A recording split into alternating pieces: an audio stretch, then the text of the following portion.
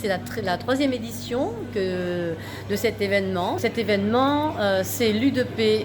C'est l'U2P qui en est l'initiateur, donc en partenariat avec la Chambre régionale de métiers et également Donner Artigian, qui est notre association. Quelles sont les thématiques de la journée? Alors, en ce qui concerne les artisanes qui sont présentes, les artisans, puisque nous avons quand même, nous travaillons aussi sur la mixité, bien entendu. Nous avons des artisans d'art, tels que les couteliers, une verrière, les tissus d'ameublement, une sellerie nautique, l'environnement, ce qui concerne tout le recyclage. Et c'est extraordinaire puisque la personne part de petits contenants et on fait des objets mais vraiment utiles. Nous, ce que l'on veut faire ressortir aujourd'hui, effectivement, c'est le fait que l'artisanat aujourd'hui, il n'est pas assez reconnu, on n'en parle pas assez.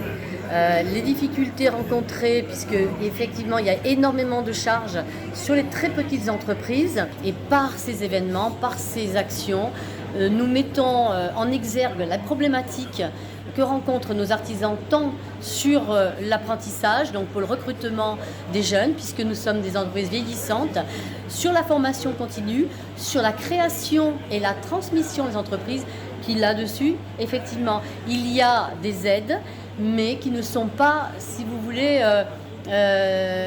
l'éligibilité reste un petit peu encore un point d'interrogation, puisqu'il y a toujours, donc il y a des aides, mais quand on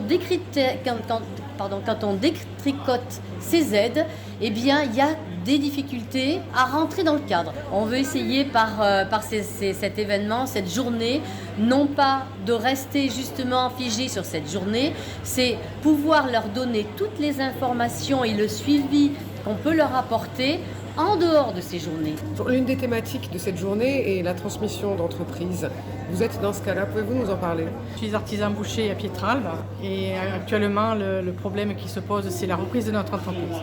Donc, nous sommes déjà pas loin de la retraite et à cette heure nous avons notre fils qui nous a rejoint pour une éventuelle reprise dans la mesure où il souhaite quand même maintenir l'entreprise familiale qui a été créée il y a plus de 40 ans.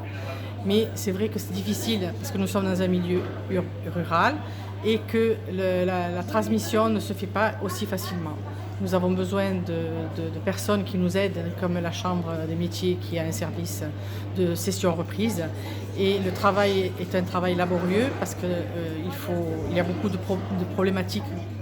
Aujourd'hui, c'est un problème pour nous, parce que notre fils, je ne sais pas s'il pourra reprendre ou pas, dans la mesure où il faut qu'il fasse des formations, il est motivé, mais ça reste familial. Si c'est quelqu'un d'extérieur, c'est plus difficile parce que nous sommes dans un milieu rural et que le rural n'attire pas tout le monde.